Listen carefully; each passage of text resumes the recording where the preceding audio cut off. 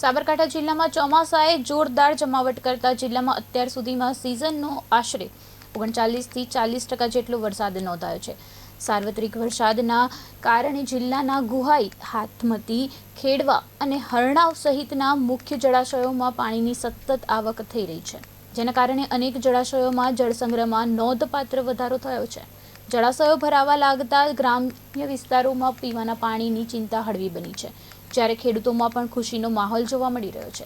અધિકારીઓના જણાવ્યા મુજબ હાલનો જળસંગ્રહ આગામી રવિ સિઝનમાં સિંચાઈ માટે પણ લાભદાયી બનશે, જેથી ખેડૂતોને પૂરતું પાણી મળી રહેવાની આશા વ્યક્ત કરવામાં આવી રહી છે। વરસાદના સારા માહોલથી ખેતીની કામગીરીને પણ વેગ મળ્યો છે અને અન્નદાતાઓમાં પણ નવા પાકને લઈને આશાવાદ વધુ મજબૂત બન્યો છે। સાબરકાંઠા જિલ્લાના કુલ ચાર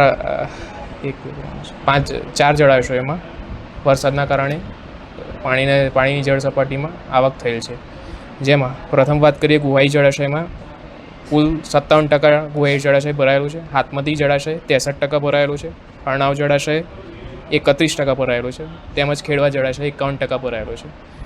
આમ ચાલુ ચોમાસામાં વરસાદની આવક થતાં જળાશયોમાં પાણીની આવક થતાં જળાશયોમાંથી રવિ સિંચાઈ માટેનું પાણી તેમજ આજુબાજુના ખેડૂતોને બોર કૂવા રિચાર્જ થઈ શકે તે માટેનું ઉપલબ્ધ જથ્થો મળેલ છે।